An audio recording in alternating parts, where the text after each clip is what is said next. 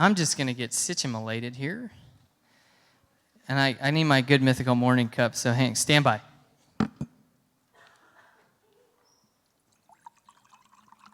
I know it's not coffee, but you know what? Rhett and Link don't use coffee either. They use water. So now you know the truth. Anyway, so how are you, my friends? Awesome. Oh, I should, hang on, right here.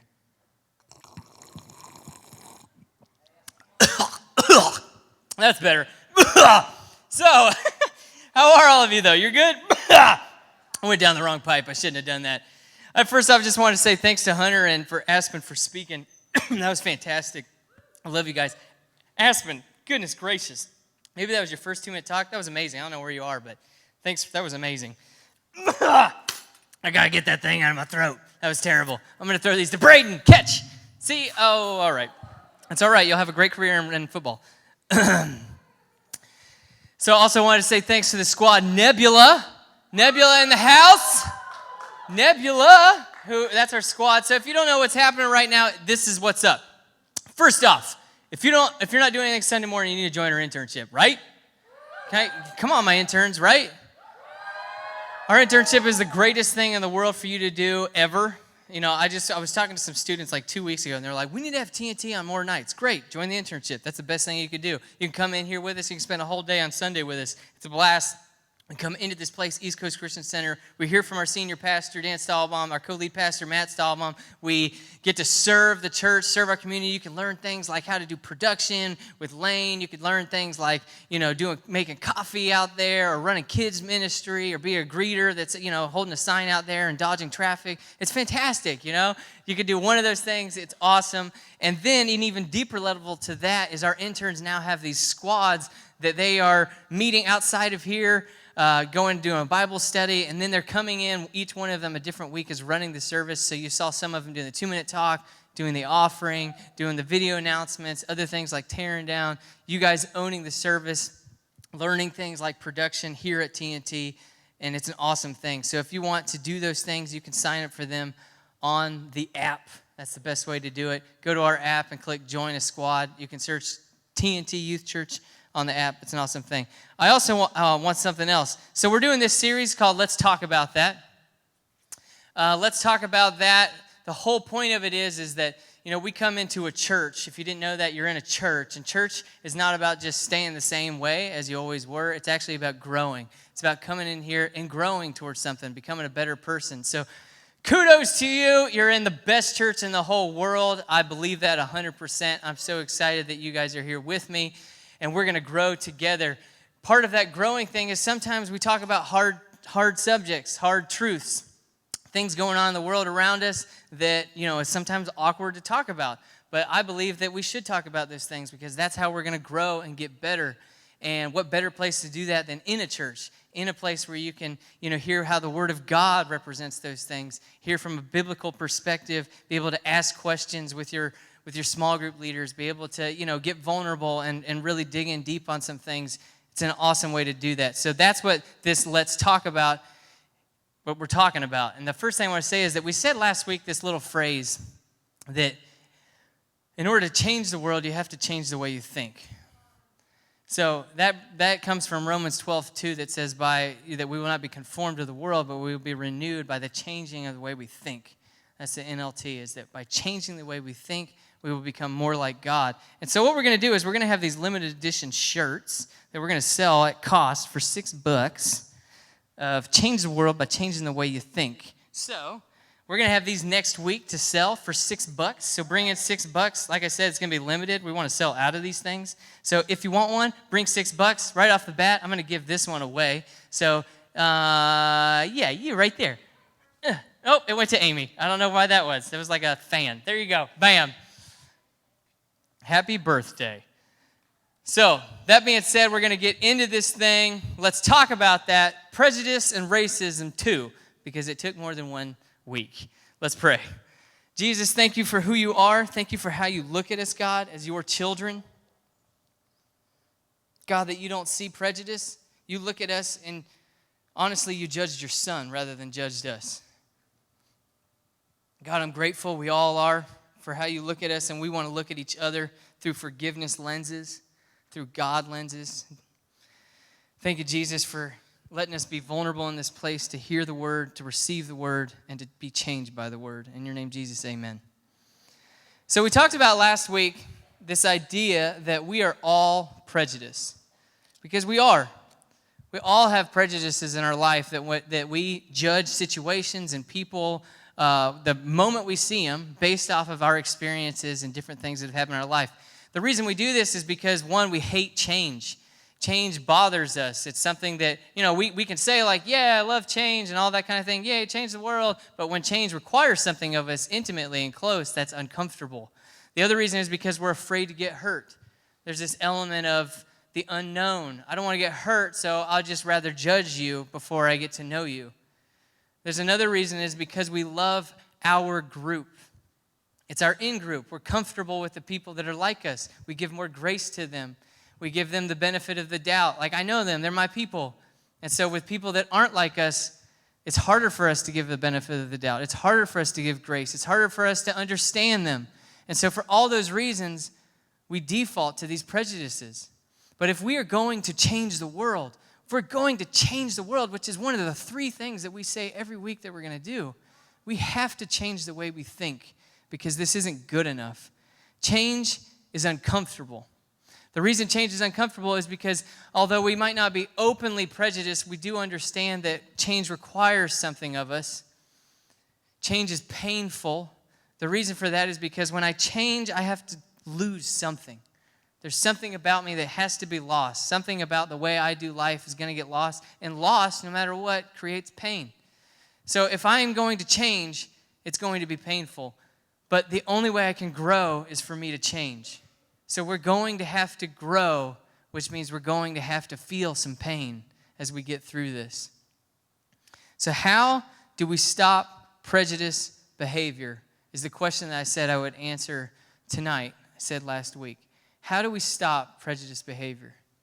First off, I want to say this, is that I don't believe that all prejudice behavior is actually bad. What? I don't believe that all prejudice behavior is actually bad. Prejudging situations isn't necessarily wrong. This is things like instincts, intuition, it's wisdom. All of those things were given to you by God. You can walk into a situation. Honestly, you should walk into situations at work or at school or at home and kind of, I feel like this is going to go a certain way. When you walk home and you feel that like tension and you're like, you know what? I really feel like I should have taken out the trash and I got to do that fast or mom's going to blow a gasket. There's like prejudging going on there. I'm feeling this out and I've got to change something really fast, right? So you walk into a situation and have some prejudice behavior. That's not necessarily a bad thing. You can have prejudice behavior even towards someone else. That's not necessarily a bad thing. An example of this would be you're walking down a dark alleyway in the middle of the night and some guy walks up to you and says, hey, want to get in my van? I'll give you a ride home. You should have some prejudice behavior to go, run, and just take off and leave. Like you can run, you can yell back, I'm sorry for being prejudiced, or something like that. But I have to be safe. Honestly, you should just not walk down dark alleyways in the middle of the night. You're an idiot for doing that in the first place, but, you wouldn't have to, prejudge people if you didn't be stupid. But the other situation is that you might prejudge a conversation. You could be talking to someone and feel, this conversation is going somewhere I don't really want it to. Maybe, I have opportunity to talk to someone about Jesus. I just need to direct this conversation a little bit. Those types of things, that's just using wisdom and intuition. That's using your experiences. Is that bad? No. But what is wrong is when our prejudice behavior becomes greater than what we can learn and how we can love.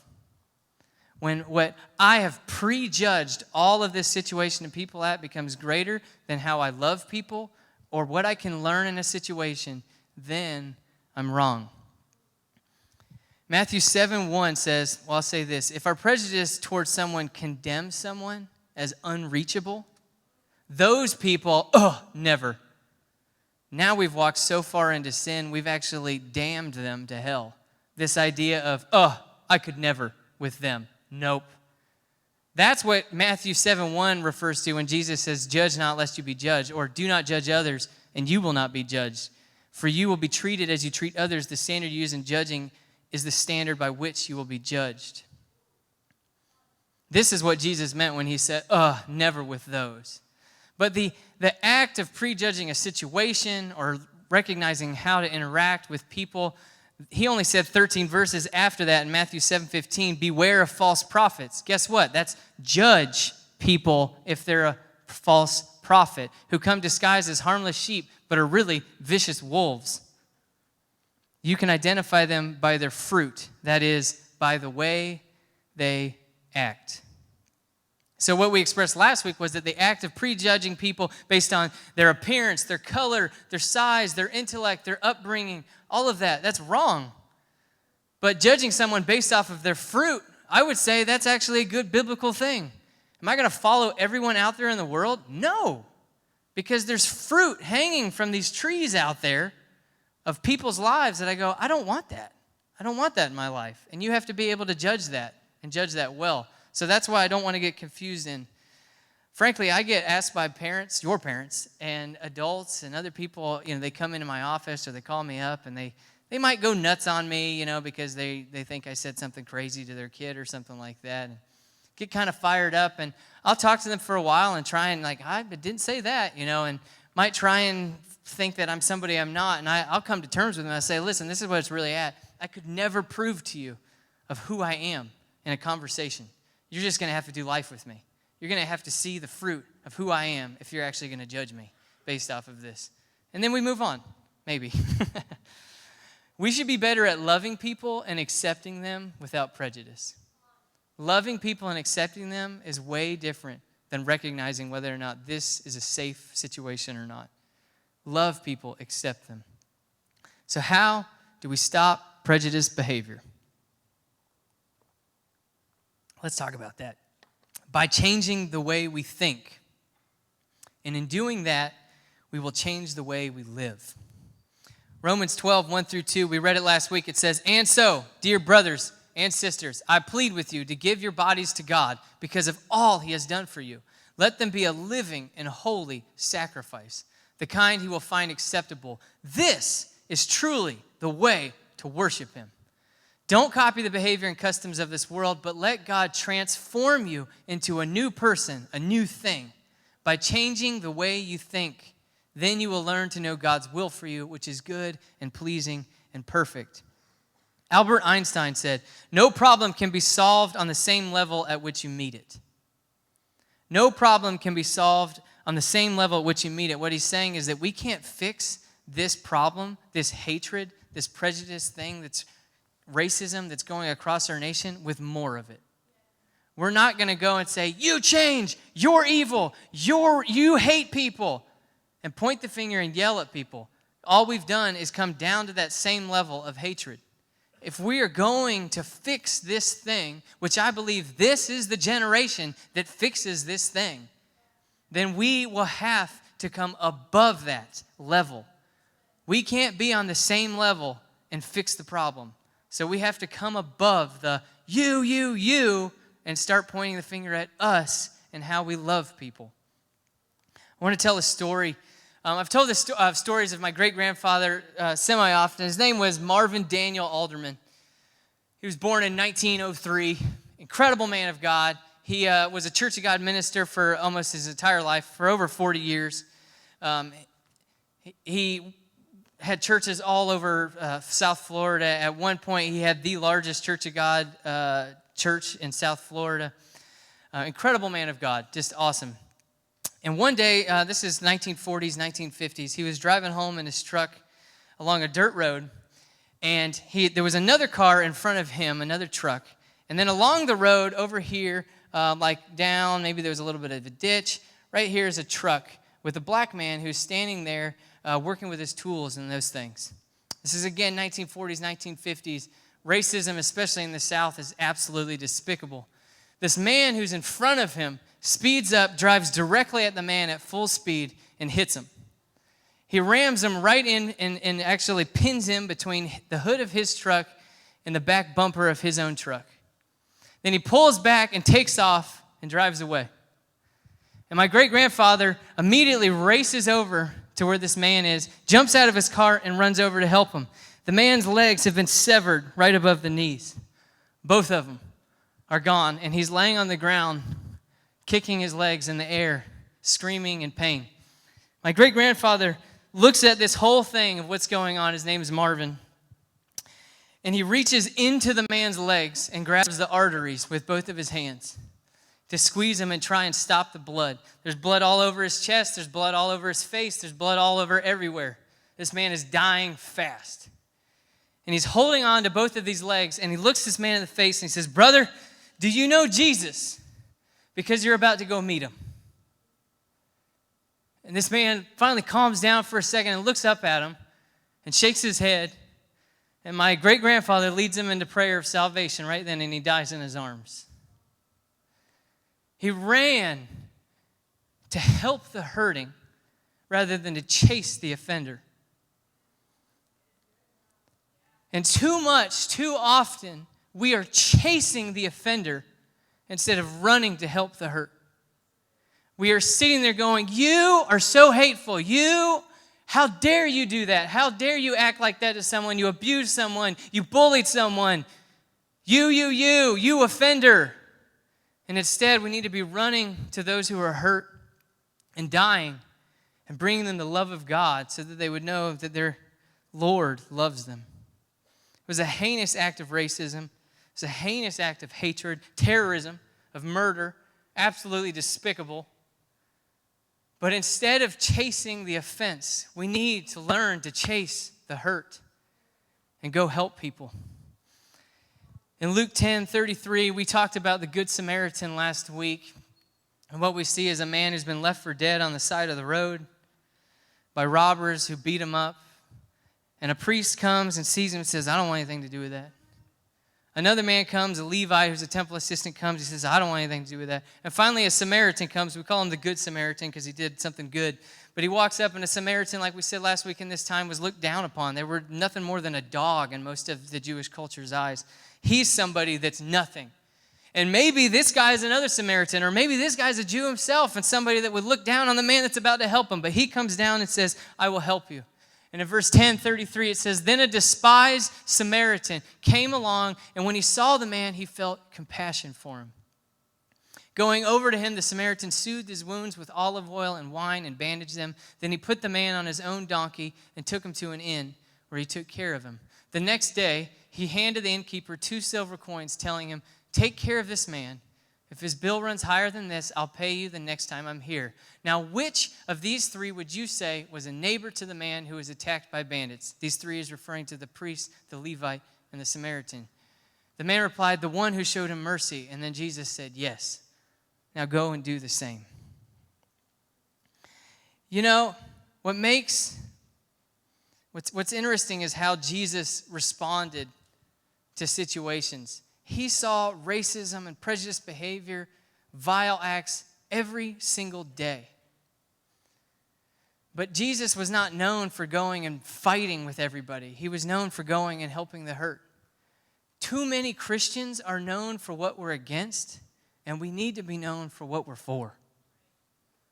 Too many Christians are known by what we're against, but we need to be known by what we are for. How did Jesus respond to acts of cruelty, racism, prejudice? He ignored them. He ignored them and walked right on past it and said, "I don't have time for this hatred. I don't have time because I have more important things to do." There's only one time we see when Jesus gets pissed off in the Bible. And it's right here. It's in John 2:13 through 16. It says, "It was nearly time for the Jewish Passover celebration, so Jesus went to Jerusalem. In the temple area, he saw merchants selling cattle, sheep, and doves for sacrifices." What you need to understand about this is this cattle, especially the doves and the sheep, were used for sacrifices so that people could come into the temple and worship God. But if they were poor, they wouldn't be able to do it. And so the doves were actually a way for anyone to be able to come to sacrifice and to worship God. And now you have people trying to make profit on a way for people to come and worship God. He also saw dealers at tables exchanging foreign money. Jesus, I love this, made a whip. Just made a whip. I don't know how long it takes to make a whip, but it's got to be a few hours, like that's just, he was like, that makes me angry. He's like, goes out there, just starts grabbing, what does he grab? Ropes. He grabs ropes, probably some cattle hair, right? He's just like, I'm going to get him. Like 6 hours later, his disciples are like, what are you doing, man? I'm going to get him. Jesus made a whip from some ropes and chased them all out of the temple. He drove out the sheep and cattle, scattered the money changers' coins over the floor, and turned over their tables. Then going over to the people who sold doves, he told them, get these things out of here. Stop turning my Father's house into a marketplace. Angry. Jesus is angry when people paint the wrong image of who the Father is and try to sell salvation. That's what makes Jesus angry. A lot of things make him sad. I'll give you that. But Jesus ain't angry all the time. A lot of things like our racism, the way we look at each other, the way our prejudices, our ignorance, our hatred, our sin, those things make Jesus sad. But the thing that makes him angry is when we misrepresent him. Whenever we paint this picture that people have to pay their way to get to God's love. That's what makes Jesus frustrated and angry. God doesn't care about what race, upbringing, neighborhood you came from. He doesn't care about what gender you are. He doesn't care what age you are. He loves you, always. And he says, all my children, always, come to me, always. I don't care. I don't care where you're at. Come to me now, all of you, always, again and again.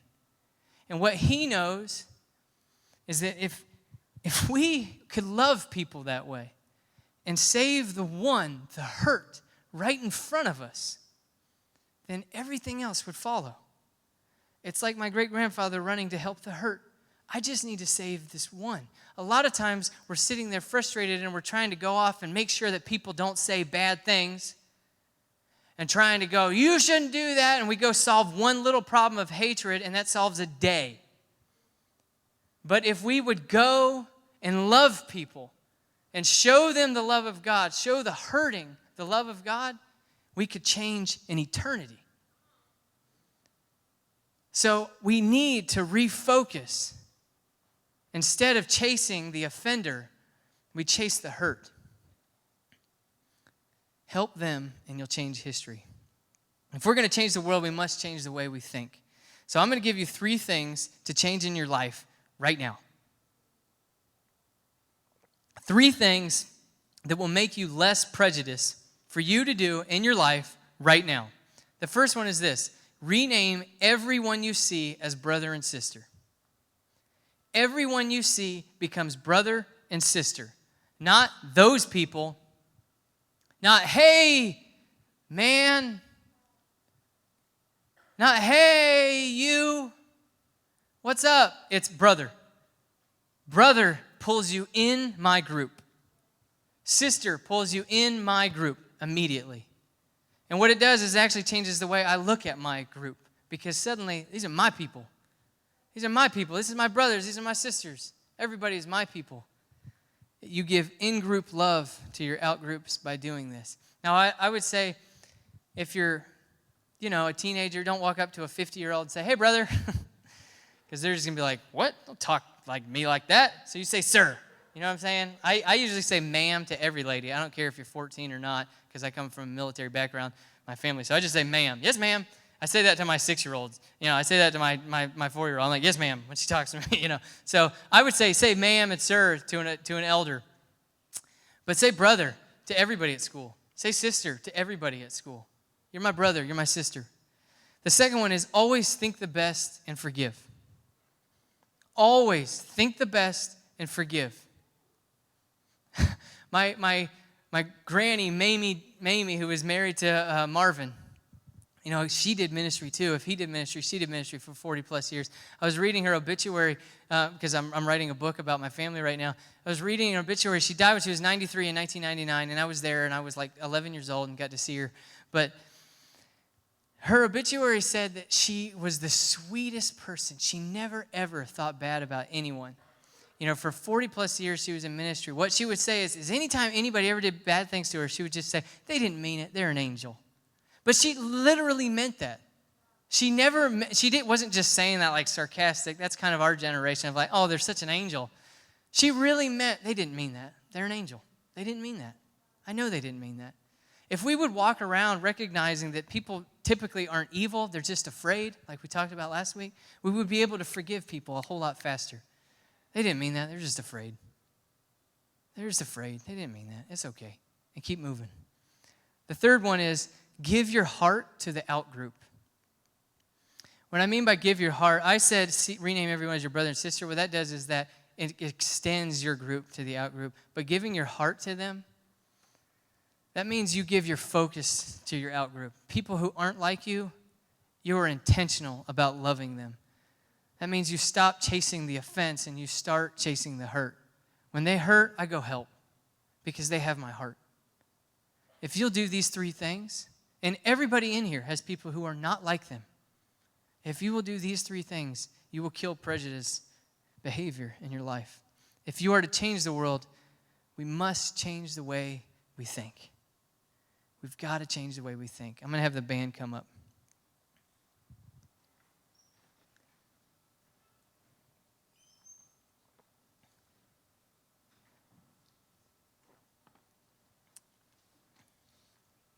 I want to say this before we end so I'm going to get a little bit real, okay? And I'm talking to everybody broadly, all right? If there's anybody in here who's any bit racist or prejudiced, what the heck are you doing? Now is the time to shut up and grow up. Because our God, the living God, looks at us as children, sees everyone in here as his beautiful children. And there is no one who is perfect. There is no one who is above anyone else based on any merit whatsoever. But he looks at us and says, that's my beautiful kaleidoscope of children. And frankly, I'm light brown. I got like this Native American thing that comes out whenever I get in the sun a lot, and I love it. And my wife, who's not here, she's next door, she's got Honduran in her and Italian in her, and we're mutts, you know what I'm saying? And I love being a mutt, and I wish I was even more of a mutt. But we are a kaleidoscope. God looks at us and goes, light brown, dark brown, heavy brown. I got 3 Haitian brothers, and they're black, okay? Like, there ain't no more black than Haitian. Those are my 2 brothers and my sister, and I love them, man. God looks at us and goes, that's what I want, is a rainbow of color that looks gorgeous. So if there's any bit of racism in you, it's time to shut up and grow up. The second thing I want to say is that if you don't think racism is real in this country, it's time for you to pull your head out of the sand and realize that people are hurt. It's time for you to understand that there are too many hurt people out there and we need to help them. So stop looking at just yourself and saying that's fake news and recognize that there are a lot of people affected. The third thing I want to say is that if you are someone who is hurt or has been hurt by racism, then I want to say first and foremost, I'm sorry for my prejudiced behavior because I have it. But I also want to encourage you and hope that you could live with some forgiveness lenses and know that those who have hurt you were most likely not evil as much as they were just afraid and stupid. So if you've been hurt, I want to pray with you. I want to hear that. I want to love you, pray with you about anything that's a hurt in your life. But most of us are just afraid rather than actually being evil. So the last thing is that you're going to see over here on the edges of our seats and all of that, you're going to see a little bucket, okay? A little basket. It's got some pens and it's got some cards in it. This is going to get kind of messy, but I want us all to pass out a pen and pass out a card real quick, okay?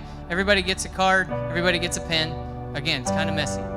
What this is, when you're going to look at it, you're going to see one side of this card says, change the world by changing the way you think, which I really believe is going to carry through this year because God's called us to be a new thing and we need to change. But one side says Romans 12:2, change the world by changing the way you think. And the other side of it says, I will change. Can we actually get one of those buckets to come up here so these band members can get some too? Not you, get a leader. Whitney, could you run some up here for me? So the other side says, I will change with a line. And what I want you to do is you can put something in here of tonight, I change this. This could be my prejudices. This could be my opinion. This could be the way I look at people. Mine is going to be my assumptions. And I need a card and I need a pen too. Because I need to change my assumptions. And what I want you to do is take a moment to write down, thank you, to write down what you're going to change tonight. And then you're going to take this thing, you're going to stick it in your pocket because you got nowhere else to put it right now. But eventually you're going to put it in your locker, or you're going to put it in the dash of your car, or you're going to put it in your binder, or you're going to put it on your mirror so that you see it when you do your makeup in the morning. You're going to see it every day in front of your face and remind yourself that I will change. Because it's by us changing that we change the world. It starts right here. Can you throw up Romans 12:2 again? Thank you. It says, don't copy the behavior and customs of this world. We can't fight fire with fire. That's garbage. But let God transform you into a new person by changing the way you think. Then you will learn to know God's will for you, which is good and pleasing and perfect. As you finish up those, you can come down to worship. We're going to go into You Make Me Brave and worship for the end of the night. And Allison will dismiss us. But if you need more time, just keep praying and writing. I love you guys.